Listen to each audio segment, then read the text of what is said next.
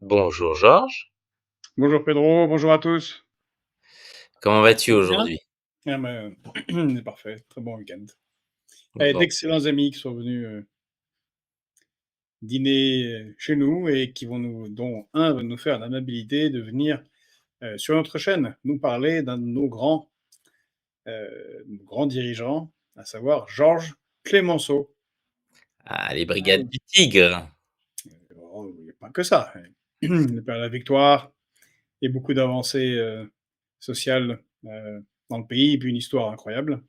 Bref, il s'agit de Samuel Tomei, que je salue, et qui est un des très grands spécialistes actuel de Georges Clémenceau. Et eh bien, avec lui, on pourra initier une série sur eh bien, ces grands noms qu'on connaît un peu et qu'on connaît finalement assez mal de notre histoire. Alors avant qu'on commence avec, notre revue de presse, je suis curieux du livre qui est derrière toi, de France par les cartes, parce que je vois une France qui est pas la bonne forme. C'est quoi ce livre? C'est la bonne forme. C'est la France par les cartes, sauf que c'est une France à un autre moment. Tu vois, quand il n'y avait pas la Savoie, par exemple, et quand elle a été mangée par. Bien mangé là. Ouais, ouais, c'est un long processus, la constitution de la France. Ça s'est pas fait en 2 jours, contrairement Bon, à ce que croient certains. non, puisque aujourd'hui on va parler un peu de cartes. Bonjour Fred, bonjour Pat, Adrien, Tony, Darrell qui est une horloge, il vérifie toujours à quelle heure on commence, 9h47. Voilà. Ouais, tout à fait. C'est parce que, il faut rappeler les théories d'Einstein sur la relativité du temps, tout dépend de l'observateur. On va commencer par un premier sujet, en fait, qui est plutôt, C'est la quatrième loi du temps, éditée par Einstein. tout à fait, Le temps est stable, mais peut être distordu par un franco-serbe et un franco-brésilien. tout à fait. Effectivement. Je pense que c'est l'excès de polonium. Alors, c'est parfois on nous traite de complotistes, on nous dit: «Regardez, vous faites des prédictions». Malheureusement, tu as fait une prédiction, il y a quelques semaines maintenant, au moment du début de la trêve à Gaza, et tu as dit: «Probablement, ça va se déplacer, probablement des choses ont été promises». On a vu, la levée des sanctions, sur les colons cisjordaniens, et maintenant, malheureusement, qu'est-ce qu'on voit? Alors, certains diront que c'est légitime ou pas. La question, c'est que le conflit devait, être réglé, bah, bascule de Gaza à la Cisjordanie, et donc on peut craindre que ce qui s'est passé à Gaza se passe aussi en Cisjordanie. Alors quand on sait les déclarations, de Trump qui dit en gros, «Faut déporter tous les Palestiniens en dehors d'Israël», puisque c'est grosso modo ça. Qu'est-ce que ça t'inspire tout ça? Alors pour le moment, Trump a parlé de déplacer les Gazaouis, donc les 2 millions de Palestiniens à Gaza, soit en Égypte, soit en Jordanie, ce qui était l'objectif affiché par l'extrême droite israélienne. Donc, bon, déjà, c'était assez étonnant, mais surtout, la, la conquête de la Cisjordanie est ce que fait Netanyahou depuis maintenant 30 ans, depuis 1996, puisqu'il a commencé à être Premier ministre en 1996, pas en continu, mais lui et tous ceux qui étaient de la droite la plus dure en Israël. C'est la politique de grignotage par petits bouts de la Cisjordanie et qui est une des causes du conflit sans fin entre Palestiniens et Israéliens. De toute façon, il n'y a pas énormément de solutions potentielles dans ce conflit qui maintenant date depuis 1948, si ce n'est avant en fait, mais c'est que il y ait deux États, selon la résolution de l'ONU de 1967. Or, la conquête par petits bouts de territoire avec des colons euh, israéliens, souvent extrémistes religieux, en Cisjordanie, eh bien, fait qu'il ne peut pas y avoir d'accord et que ce qui est visé par le gouvernement, c'est la conquête définitive de la Cisjordanie, c'est le Grand Israël, c'est ce que disaient Ben Gvir, Smotrich, voire Netanyahou. Ce qui est d'autant Or, plus vrai et avec, puis, voilà, et donc l'effondrement de la Syrie. Voilà, c'était pas une prédiction si difficile à faire. C'est leur objectif marqué, clair. Et non seulement on a ça, mais on a madame, Lise Stefanik, en tout cas madame Stefanik, qui a été choisie, par, par Donald Trump pour représenter les États-Unis en tant qu'ambassadrice à l'ONU. Alors déjà, quand on a madame Haley qui était complètement dingue, puisque c'est celle qui signait, les bombes, américaines envoyées en Israël, «Finish them all», achevez-les tous. Là, on en a une qui est passée devant la commission de nomination du Sénat, puisque c'est comme ça que ça se passe aux États-Unis. Les futurs hauts fonctionnaires ou ministres choisis passent devant le Sénat des États-Unis et on lui a demandé, mais est-ce que vous considérez toujours que le grand Israël, euh, avec l'exclusion des Palestiniens qui y vivent, en Cisjordanie à Gaza, est un objectif légitime d'Israël? Elle a dit oui, devant la commission. De même manière que le ministre de la Défense qu'a choisi Donald Trump, de nouveau, dont le nom m'échappe, le beau gosse qui boit beaucoup et qui a beaucoup d'affaires Marc sexuelles sur le dos. Rubio? Non. Non, non, Marc Rubio, c'est le ministre, c'est le secrétaire d'État. Il est plus sérieux, c'est Marc Rubio. Euh, Peu importe. En tout cas, voilà, on voit que par ces différentes touches se dessine ce qui a pu être l'accord et qu'on avait supposé, que j'avais supposé, entre Trump et Netanyahou, c'est faire un peu donner un peu le fouet sur Gaza pour se donner bonne conscience et autoriser eh bien, la continuation des opérations en Cisjordanie. Oui, c'est vrai que bon, Il pâtit à petit feu. je pense à tous ceux, qui, alors on leur a dit depuis des mois que Trump, ne ferait qu'une poursuite de la politique américaine et qui nous vendait Trump, l'émissaire de paix, l'anti-belliqueux, l'anti-impérialiste qui ne pensait qu'aux États-Unis dans ses frontières. Bon, ils doivent être un peu, quand même entre le Canada, le Panama, le Groenland et ce qui se passe partout. Je Et on pense voit le levier, parce que c'est intéressant, Darrell, tu vois, Falcon nous écrit l'Égypte fait des manifestations anti-Trump en ce moment. Effectivement. Or, vous avez remarqué, l'aide hors aide militaire, l'aide qui continue à être envoyée par les États-Unis ne concerne que deux pays, Israël et Égypte. Alors l'Égypte veut pas du tout des Palestiniens, n'a pas envie de se retrouver comme le Liban quand ils ont accueilli les Palestiniens dans les années 70, ni la Jordanie, parce que ça va faire des troubles, et puis la population égyptienne ne veut pas, euh, d'autant plus que le Hamas sont liés, enfin sont des frères musulmans, et que Sisi combat les frères musulmans pas avec le dos de la cuillère. Donc, il n'a pas envie de se retrouver avec des combattants qui risqueraient de menacer son régime. Mais je suppose que là, Trump menace de couper cette aide-là aussi, et qui est assez vitale pour le gouvernement égyptien. alors, heu, on va, passer un peu du coq à l'âne. Il y a, à l'heure actuelle, des grosses tensions, entre la France et l'Algérie. En particulier, il y a l'affaire Boualem Sansal, qui n'est toujours pas libéré, Non. et l'affaire Doualem, qu'il ne faut pas confondre, qui est un influenceur algérien qui est, en détention.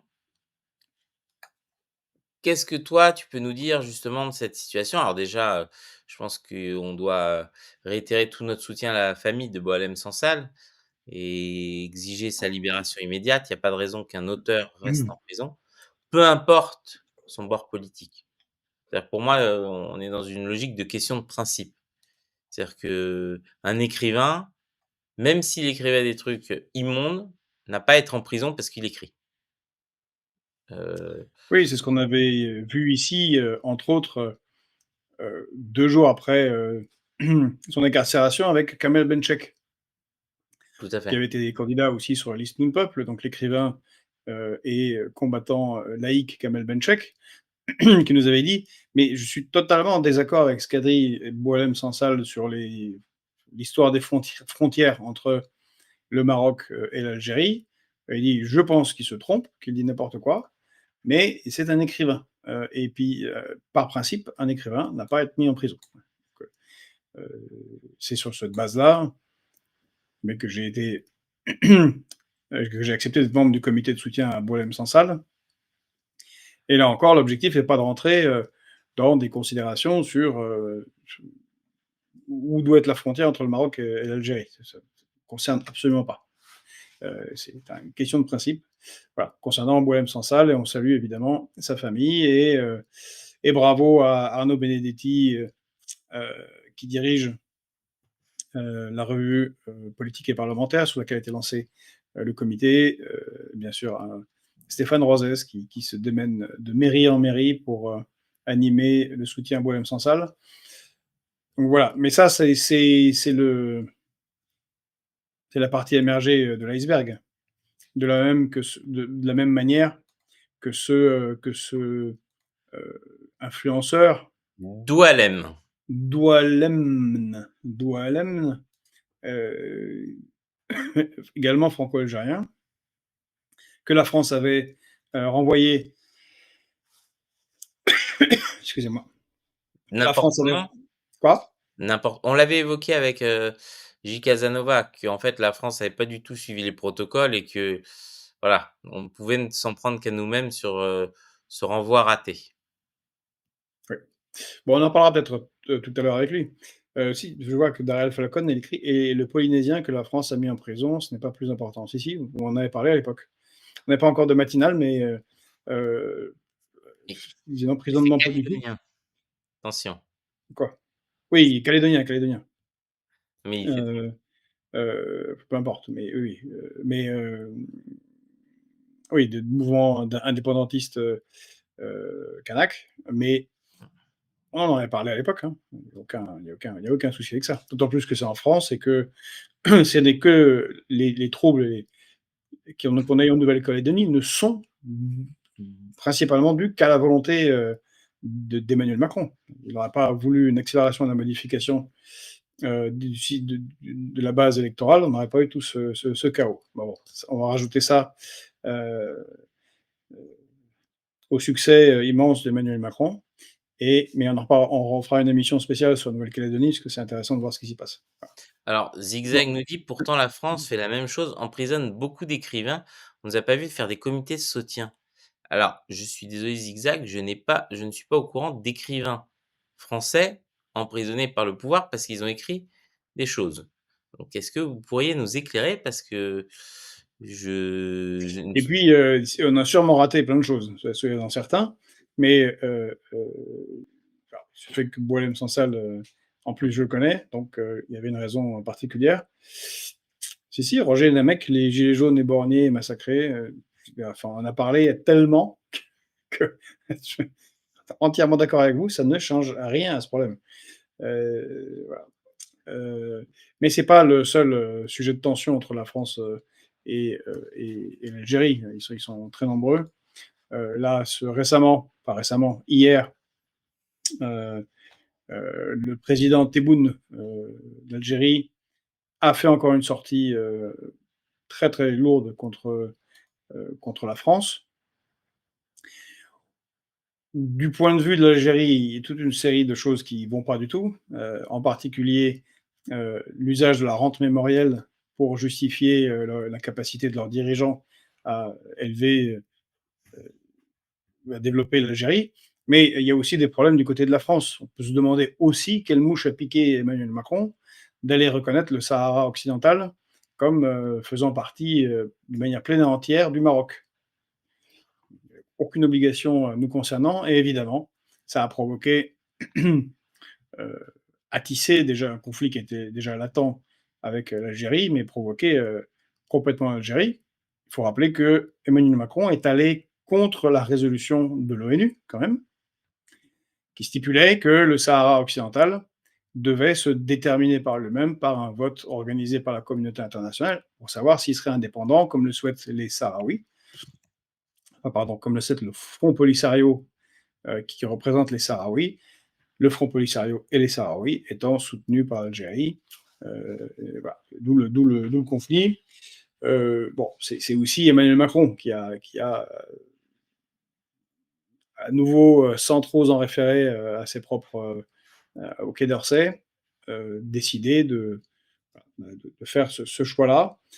Donc je pense que les relations sont abîmées pour très longtemps, d'autant plus que le pouvoir algérien est très proche de la Russie, qu'on est en conflit avec la Russie, un peu parce qu'on l'a souhaité, et que donc les Russes ne vont pas manquer eh bien, d'attisser le conflit entre l'Algérie et la France, voire éventuellement, puisqu'on l'a appris aussi, il n'y a pas eu d'accord trouvé entre le nouveau djihadiste démocratique et inclusif, Al-Joulani, qui dirige la Syrie, pour le maintien des deux bases russes en Syrie. Et donc, elles vont être rétrogradées. Euh, et il est possible, ce qui serait beaucoup plus embêtant pour la France, euh, qu'elle soit installée en Algérie. Alors certains nous reprochent de faire le jeu des médias. Non, tout ressortissant français qui est emprisonné partout dans le monde, en tant que Français, on doit, encourager à ce Même s'il qu'il ne serait pas français, c'est pas grave, c'est un écrivain de 80 ans. Qu'est-ce qu'il non va mais faire en tôle? je dis, sur le principe déjà, le fait qu'il soit français, on défend nos compatriotes, quitte à ce qu'ils, pour qu'ils soient incarcérés ou qu'ils soient dans de bonnes conditions, ce qui n'est pas le cas.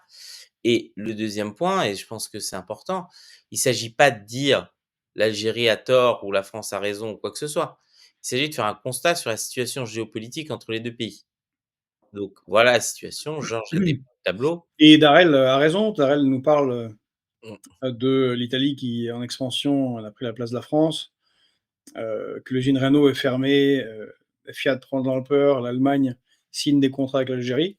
Oui, parce que ça fait un bout de temps, à l'époque russe, ça fait un bout de temps que l'Allemagne, déjà sous Madame Merkel, nous taillait des croupières en Algérie, profitant déjà des dissensions. L'Italie a des liens très très forts, d'autant plus que le gazoduc qui va en Europe va en Italie et l'Italie consomme quasiment tout ce qui arrive d'Algérie. mmh. C'est pour ça on n'avait pas très bien compris le voyage d'Emmanuel Macron il y a quelques mois, enfin il y a un an maintenant, en Algérie pour demander du gaz qu'il ne peut pas fournir l'Algérie parce qu'il le fournit déjà. Donc il faudrait, je pense, plusieurs psychanalystes et psychiatres et spécialistes pour analyser pourquoi est-ce que Macron fait ce qu'il fait, quand ça n'a aucun sens. Mais voilà. Alors Georges, avant qu'on passe au deuxième sujet, tu souffres d'un phénomène qu'on appelle le phénomène Gigi Abrams. Tu as un lance-flaire sur toi, Mm. donc effet, Alors, attends un instant, s'il te plaît, voilà. et annonce le prochain sujet. Tout à fait. Alors, Georges m'a demandé de vous montrer une image très énigmatique et donc qui va expliquer dès qu'il aura réglé son problème de soleil. Donc cette image qui présente 2 soldats et donc qui sont ces soldats, Georges? Mais écoutez, nous sommes le 3 février et le 2 février, c'est la victoire de Stalingrad en 2 février 1943. Première énorme défaite du Troisième Reich nazi, qui est arrêté sur la Volga au prix d'une bataille parmi les plus célèbres de l'histoire de l'humanité, la bataille de Stalingrad, qui a coûté la vie à 1 million d'hommes quand même, allemands et russes. Titanesque bataille, mais qui a bloqué l'avancée allemande et qui a été symboliquement le moment du grand retournement du conflit, même si ce n'était pas la bataille la plus importante en termes de pertes pour l'Allemagne.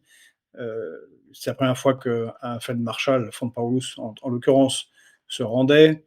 Euh, Symboliquement, ça a été lourd et ça a permis, ça a donné du courage à beaucoup de résistants à travers l'Europe. Mais ce qui est intéressant, c'est la photo. Alors peut-être qu'il faudrait zoomer. Je me suis rendu compte de ça en faisant l'hommage hier. Eh bien, c'est qu'on voit à gauche, mais il y a un soldat russe, tout à fait russe, il a l'air blond avec une grosse moustache. Et à droite, je crois qu'on voit un soldat nord-coréen.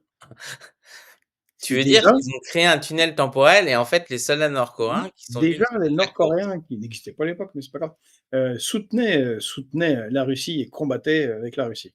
Bon, c'est une plaisanterie, c'est évidemment que ce soldat n'est pas nord-coréen, il vient de la lointaine Sibérie, de l'Altaï, des nombreuses républiques soviétiques où il y a toutes les couleurs de l'Asie, et justement, on peut facilement confondre. L'autre jour, on vous avait montré le nouveau plus jeune maître international d'échecs qui est russe, qui a 9 ans, et franchement, si on ne vous dit pas qu'il est russe, vous ne le savez pas tout de suite en le regardant, hein, parce qu'au délit de faciès, il a l'air plus coréen ou chinois ou qu'autre chose. Bon. Euh, mais c'est comme ça, c'est pluriethnique la Russie. Et donc, il y a eu, je disais ça parce qu'il y a eu un article, enfin, Tout à fait, que j'allais partager. vous êtes peut-être rendu compte, depuis 2 semaines, on parle plus trop des Nord-Coréens. Ils ont disparu. Or, les journalistes vaillants du New York Times sont allés enquêter sur le terrain et nous ont expliqué pourquoi on ne parle plus des Nord-Coréens. Eh bien, c'est simple, c'est parce qu'ils ont été vaincus, les Nord-Coréens, par l'armée ukrainienne dans la région Kursk. Donc, ils savent même que sur 11 000 c'est précis, Coréens, la moitié ont été tués, 5 500 morts, et les autres, avec cette défaite terrible qui leur a été infligée, sont partis. Mais il n'y a pas de cadavres. Euh, bon, on Oui, est, mais je t'ai déjà dit. on est, on est dans un délire assez extraordinaire, et de temps en temps, on voit un malheureux soldat du côté russe qui est tué ou capturé et qui a une tête qui visiblement n'est pas celle des grands blonds du nord de la Russie et qui est la plus asiatique. Oh, voilà, ils ont attrapé un Coréen. Bon, eh ben, c'est comme sur la photo de Stalingrad. Ça fait partie de tous ceux qui sont dans la Sibérie russe, avec beaucoup de gens qui, rappelons par exemple le précédent ministre des Affaires de la Défense russe, et qui était maintenant au Conseil de sécurité de la Russie, Shoigu. Enfin, déjà, son nom, Shoigu, ça évoque plus les noms des généraux et des combattants de Gengis Khan qu'autre chose. Au faciès, il est quand même très, très, très asiatique. Voilà. Mais Georges, moi je trouve que tu as pas bien fait, sérieusement ton travail, de comment ça s'appelle?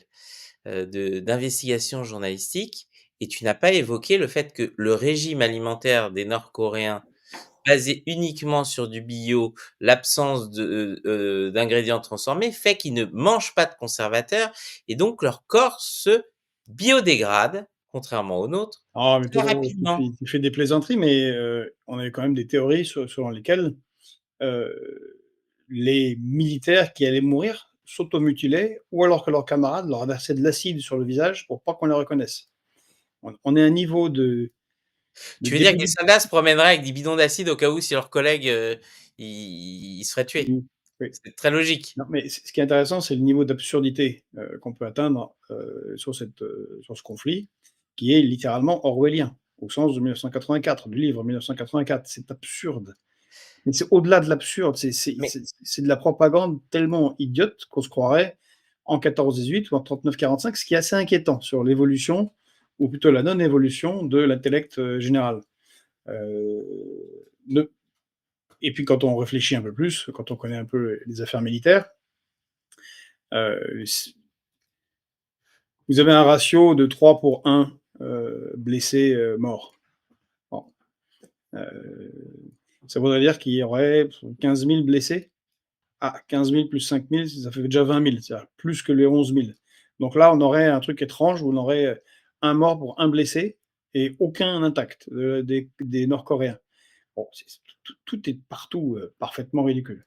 Alors par contre, je fais partie de ceux qui sont, vu que je me suis penché sur les accords de sécurité stratégique et de sécurité militaire signés entre la Russie et la Corée du Nord, puisque ce sont maintenant des alliés stratégiques et qui se doivent assistance. Je suis totalement convaincu qu'il y a en Russie sûrement quelques petits groupes qui opèrent les missiles NH-23 nord-coréens.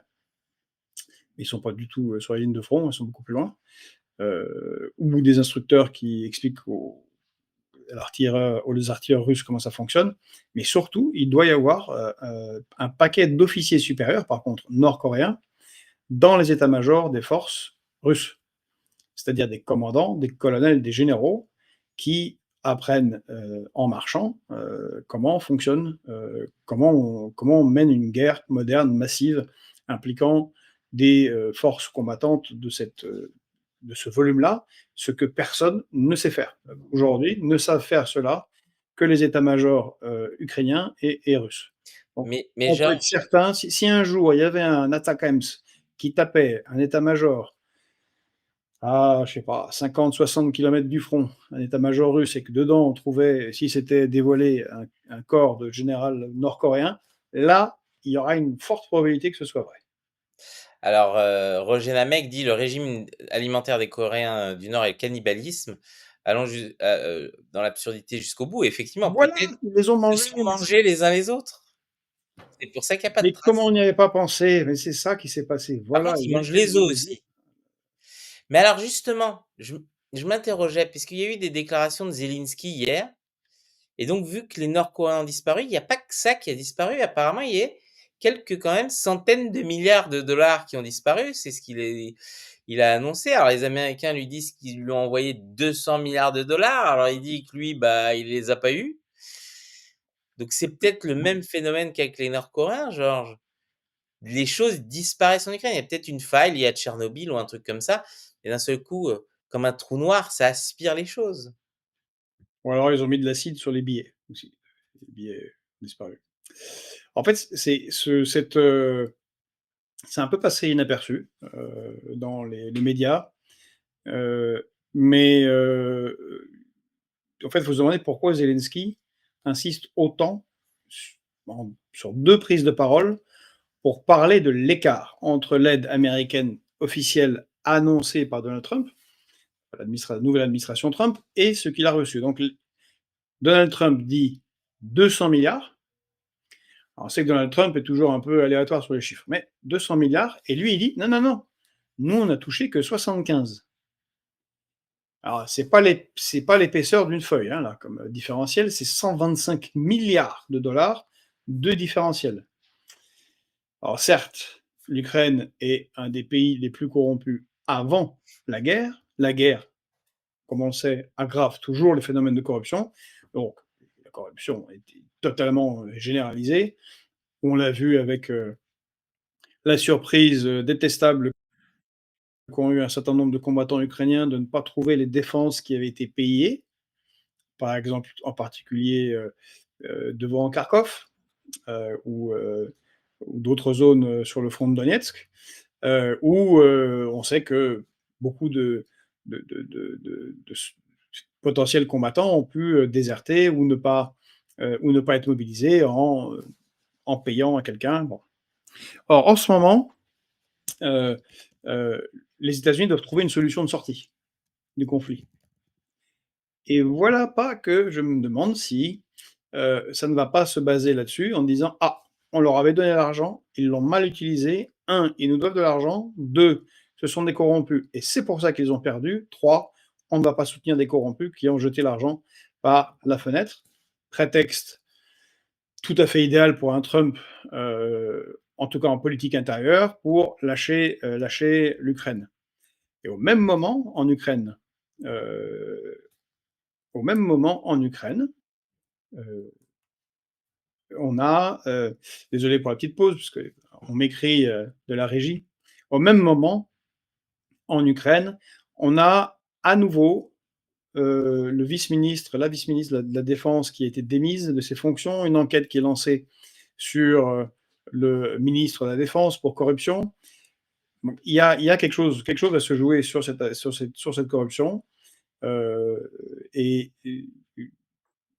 ce n'est pas un hasard si on a Donald Trump qui annonce ces chiffres et Zelensky qui en annonce d'autres. Maintenant, je suis intimement convaincu que tout le monde est parfaitement, non seulement convaincu, mais au courant de cela.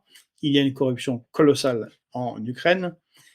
Énormément de ces dirigeants, comme à commencer par Zelensky, avant le conflit, pendant le conflit, en s'en sont mis plein les poches, mais pas 125 milliards. C'est totalement improbable. Mais moi vas-y. Donc, c'est que ce sera utilisé politiquement. Alors, à suivre, on va voir si c'est comme la Cisjordanie, mais je suis convaincu que ce sera un des leviers de pression ou d'extraction des États-Unis du conflit Mais en genre Ukraine. justement, les Nord-Coréens présentés comme les meilleurs pirates informatiques du monde, probablement responsables de quasiment tous les piratages informatiques des 20 dernières années, selon le Pentagone. En fait, ça se trouve, l'armée qu'ils ont envoyée, c'était des pirates avec des joysticks de Xbox qui contrôlaient des drones, qui sont allés voler les valises d'argent des Ukrainiens et c'est pour ça qu'ils sont tous disparus. Ils sont partis avec les 120 milliards. Eh oui. Alors, il y a Stéphane Chamillon qui dit la situation de l'Ukraine me fait penser à celle du Sud-Vietnam en 73. Oui, oui, ça ressemble beaucoup. Euh, Watu Watu qui dit c'est vraiment donné ou sous forme de crédit, je suppose. Oui, non, Watu Watu, la plupart, c'est sous forme de crédit ou sous forme d'achat de matériel militaire américain. C'est-à-dire qu'en fait, la plus grosse partie de l'argent qui est donné ne sort pas, mais il y a une partie de l'argent qui est donnée pour le fonctionnement de l'État ukrainien. Car, et là,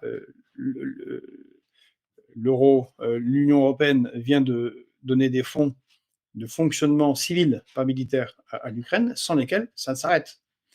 Et en fait, il y a une partie des fonds qui sont versés. Ils n'ont pas du crédit, qui sont versés pour le fonctionnement de l'État. Bien évidemment, personne n'a les chiffres. Tout est.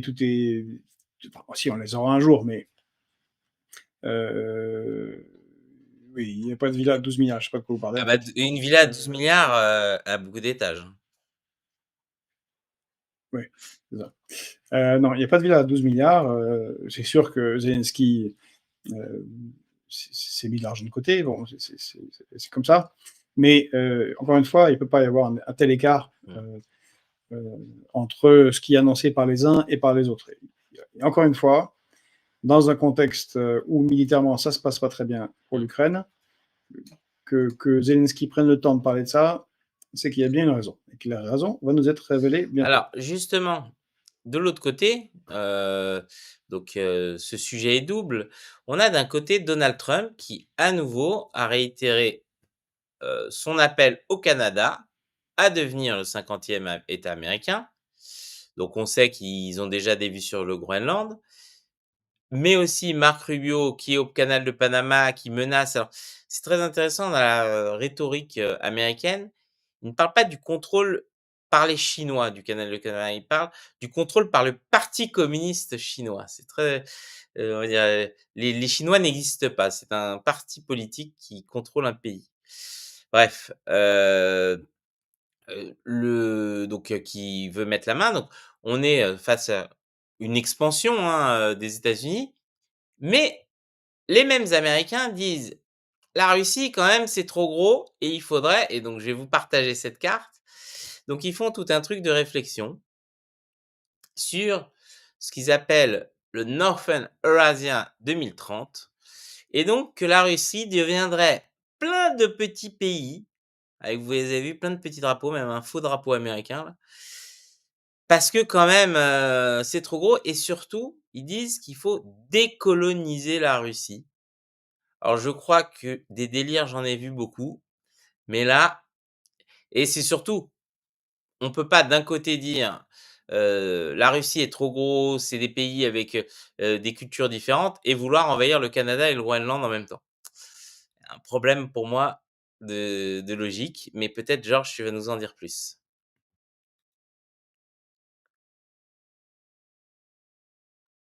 On t'entend pas. Pardon. Alors, cette carte que vous voyez, Northern Eurasia 2030, c'est un vieux délire de néoconservateurs. En fait, tout ce qui a été mené par les néoconservateurs sur les 30 dernières années avait pour objectif ça, le démembrement de la Russie, comme ils l'ont très clairement dit.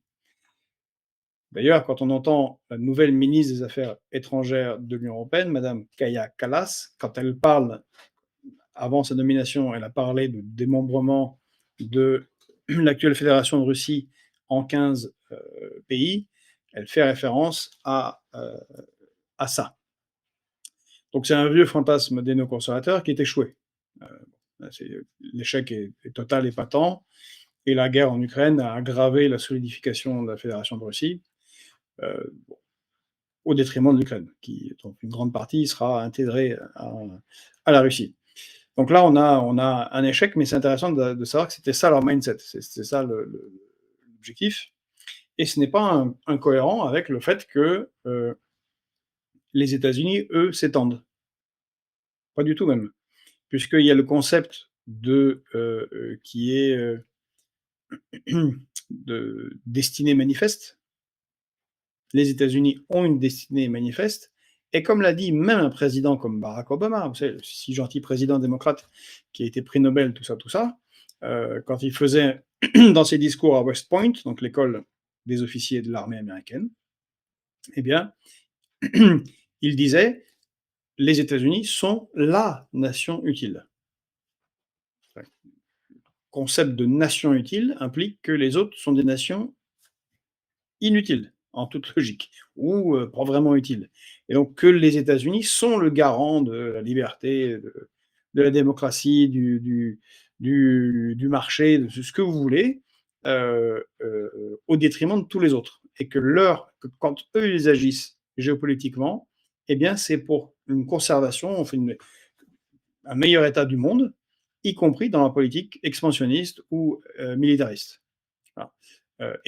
Quand les autres font ne serait-ce que des réactions de défense, eh bien, ce sont des projets impériaux qui doivent être détruits. Donc, c'est pas du tout incohérent, c'est juste la pensée néoconservatrice qui, je l'espère, euh, est en train de disparaître. Parce que, bon, tu l'as pas mentionné, mais Donald Trump a aussi fait une déclaration ce week-end assez étonnante, où il aurait dit c'est la fin de l'hégémonie américaine, nous sommes dans un monde multipolaire. Bon, je ne sais pas si c'est pour introduire le fait qu'il veut le retour de l'hégémonie américaine, parce qu'en même temps, il a dit qu'il ferait une guerre totale économique aux BRICS s'il créait une monnaie ou s'il combattait le dollar. Donc ce sont des contradictions, mais peut-être que la lumière est en train d'arriver aux élites dirigeantes américaines, euh, et que le monde n'est plus unipolaire, il est multipolaire. En tout cas, voilà, on a pour le moment, du côté de Donald Trump, euh, toujours cette logique impériale qui n'est pas propre à Donald Trump. Et tout à fait. Et comme nous en avait parlé Gilles Casanova, qui va arriver, s'il n'est pas déjà arrivé, il nous avait parlé de l'État d'Alberta euh, au Canada, où la population est très volontaire pour être annexée aux États-Unis. Alors moi, je me suis amusé parce que sur cette logique, j'aime bien, le côté absurde de l'exercice. J'ai demandé aux intelligences artificielles en utilisant la même logique de séparation culturelle, comment on pourrait faire la même chose avec les États-Unis. Alors, j'ai pas réussi à générer une carte, je suis désolé, les échecs, ont été cuisants, mais je vais vous partager le texte. Donc les États désunis d'Amérique en 2043, et donc voilà, vous pourrez voir, les différentes, les 16 républiques qu'on peut faire, qui sont hégémoniques en termes de culture, qui ont des cultures communes, une identité commune et qui pourraient, sur ce même principe, exister, sur cette même logique. Donc je pense que les Américains seraient pas d'accord avec ça, mais bon, si pourquoi pas, Non, ils ne sont pas d'accord. Mais c'est ce qu'écrit Paty dans le fil. Les mêmes qui veulent un gouvernement mondial veulent mmh morceler.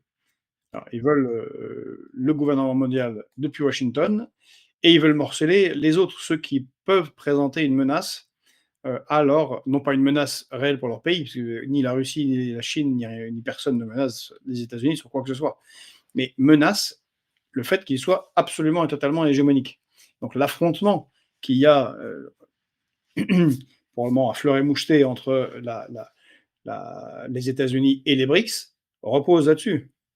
Car la seule conséquence au succès des BRICS, c'est pas l'invasion des États-Unis ou la destruction, le morcellement des États-Unis, c'est la fin d'un modèle mondial où les États-Unis seraient hégémoniques et exclusivement hégémoniques. Voilà. Et donc les néoconservateurs, sentant bien que la Russie est une puissance, puisqu'elle a été l'opposant principal pendant la guerre froide, qu'elle a 6000 têtes nucléaires, qu'elle a des ressources, elle n'a plus quoi savoir en faire pendant des décennies, sinon des siècles, que c'est une puissance agricole, que c'est gigantesque, se sont dit que bon, c'est un des rares pays avec la Chine à pouvoir menacer directement l'hégémonie, Mais États-Unie. Voilà. moi, je pense, Georges, tu es quand même très complaisant avec les Russes parce que tu te rends pas compte du danger qu'ils représentent et justement, j'ai posté une Moi, j'aime bien une blague, excuse-moi, je te coupe, mais tu vas refaire. Mais il y a Pierre Desplantes qui a fait une il dit: «Cette carte est un fake. Jamais, mais alors jamais, les USA n'imagineraient de faire de l'ingérence dans un pays étranger».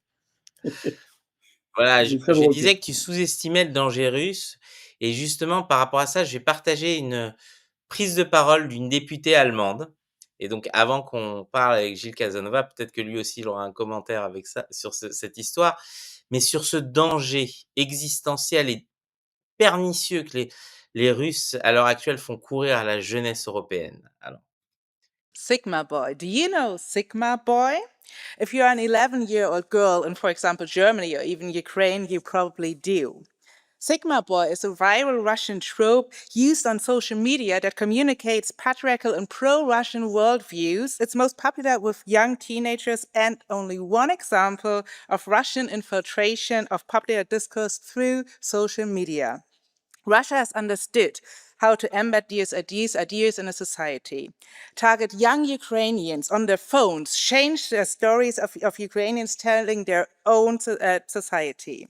Last week, Ukraine's Minister of Culture pointed out to me that cultural heritage does not only include history books and also museums, but the Ukrainian language, music, and also current Ukrainian influencers. Russia targets this all. Here, the EU must stand in strong support and target even these subtle infiltrations and falsifications. Thank you.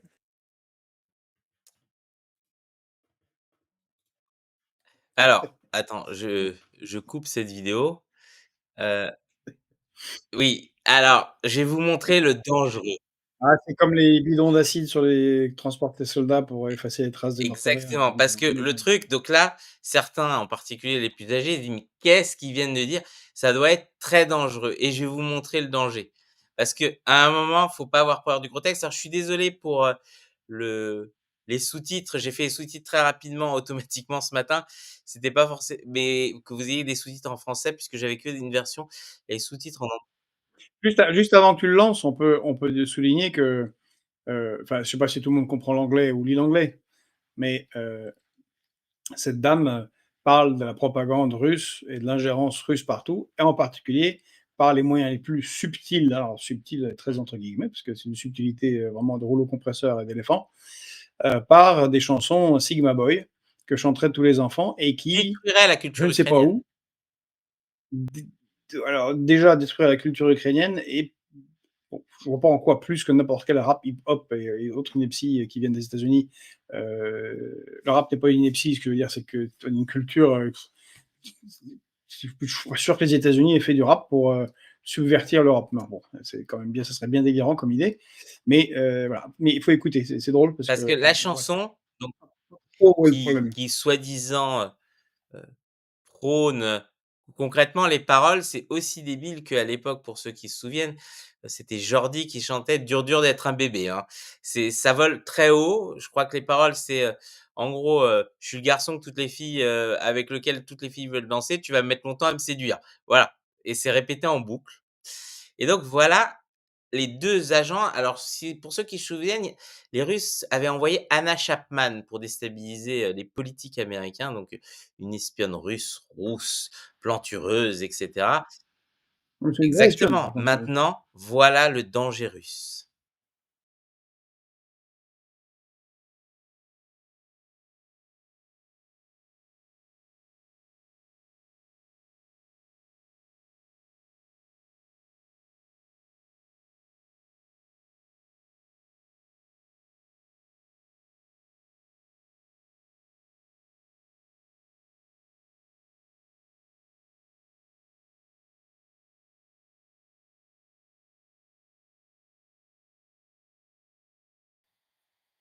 Voilà, ça, c'est ce qui est en train d'annihiler la culture ukrainienne selon cette députée européenne. Elle fait quand même une intervention au Parlement européen pour dire à quel point les enfants russes sont dangereux.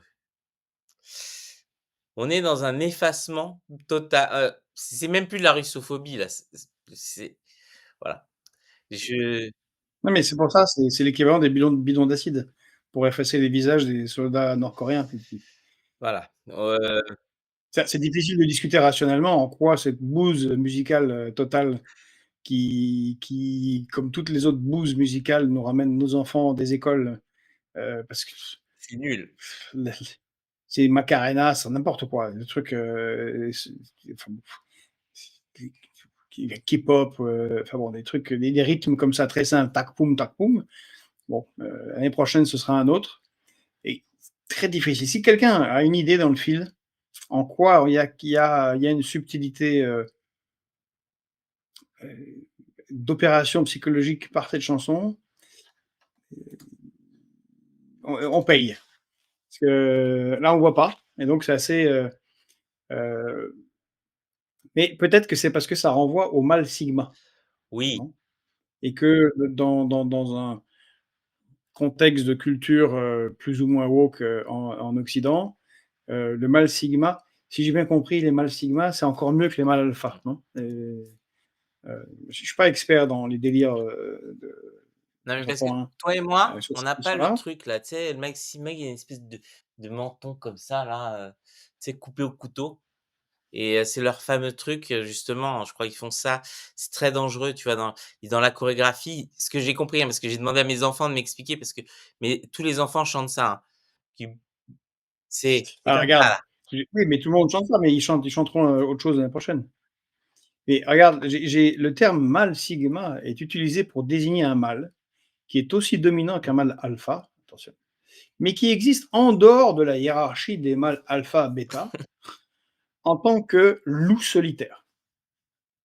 Dans la manosphère, je ne sais pas ce qu'est la manosphère, il est considéré comme le type d'homme le plus rare. Voilà. Et ben, C'est euh, dangereux. peut-être qu'il parle de Poutine en fait. Mais ouais, ça doit être ça. Attends, C'est juste peut-être ça. et après on Non. passe Est-ce que, à est-ce que c'est Gilles, le Sigma Boy dont elle parle, c'est pas et Poutine? après on passe à Gilles. Attends Ah, 2 secondes parce que je veux quand même vérifier. Tu veux me dire que ça là attends 2 secondes parce que c'est Si- ouais, Hugues Hugo, c'est ce qu'il est. Le Sigma, c'est un loup solitaire, donc il est très solide.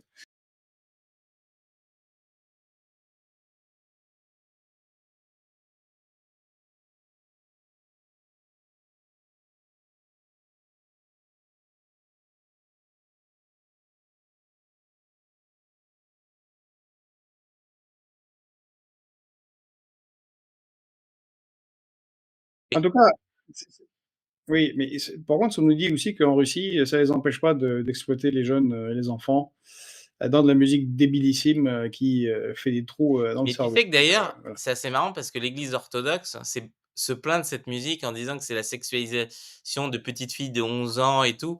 Donc même en Russie, ils sont pas d'accord avec ça. Mais apparemment, c'est suffisamment dangereux. Ah bah oui, j'imagine que les conservateurs en Russie, c'est pas du tout Ouais, leur délire. tout à fait. Mais bon, Ils trouvent ça, parce que oui, les conservateurs en Russie trouvent ça occidental, hein. Ils trouvent qu'eux sont mangés par la culture tout à occidentale. fait. Mais c'est vrai que tu as raison, le truc le plus délirant, c'est cet eurodéputé qui, voilà, c'est qui lit dans les cartes et le marc de café et qui voit des choses que les autres ne voient pas dans cette musique-là et qui donc détruit la culture ukrainienne. En même temps, je vais faire, comment ça s'appelle? Adrien écrit Poutine n'est pas un homme, c'est une bête Oui, féroce. il chevauche les ours, torse nu, c'est ça? Ah oui. Mais si je devais être acerbe, c'est pas la première fois qu'historiquement les Allemands prennent des œuvres artistiques et les considèrent comme impures. Mais bon, Bon, Hugo est très, très, très au courant, évidemment. Hugues, je te, je te reconnais bien là. Vont-ils interdire 18 moments de printemps? Ah ouais, c'est une série culte soviétique avec Stirlitz. Donc c'est la série de Poutine, en l'occurrence. Stirlitz, c'est un sigma, ouais, c'est vrai. alors pour info, Admiré comme de nombreux soviétiques. Ah, peut-être qu'elles font référence à Stirlitz, mais je suis pas sûr. la je connais, j'ai un ami, dont la fille, faisait du ballet. Elle avait un spectacle, de fin d'année donc qui était sur une musique de Tchaïkovski et ça a été gommé complètement du programme. Tout le monde sait que c'est du Tchaïkovski. Il y a aucune mention à Tchaïkovski. Par contre, avant, il y avait: «Oui, nous soutenons, les familles en Ukraine» et cetera. Une partie de la vente des comme s'il fallait se justifier d'utiliser de la musique pour que des petites filles fassent du ballet, parce que la musique était russe et on parle de Tchaïkovski. Je pense que Tchaïkovski aussi représente une menace existentielle pour notre sécurité. Et Tchaïkovski, c'est pas le nom d'un missile intercontinental russe? Peut-être. Non, je On va déconne. revenir après En tout transition. cas, juste on rigole bien quand même, parce que là, Marco qui écrit: «J'ai mal à la tronche maintenant, je vais devoir me mettre un vieux Laibach ou un Motorhead pour faire passer ça». Adrien, ils faisaient pas de la musique classique, les Russes? Si, si, ils font de la musique classique, c'est pour ça qu'ils aiment pas, enfin, beaucoup qui aiment pas ce genre de bouse. Stéphane Tu Chamillon, pas très drôle. Sigma, tu vois? Tu pas Sigma, je Poutine ne mourra jamais de ses 12 cancers, il va se cloner comme Palpatine. On devrait proposer ça comme article au New York Times. Ce serait intéressant. exactement.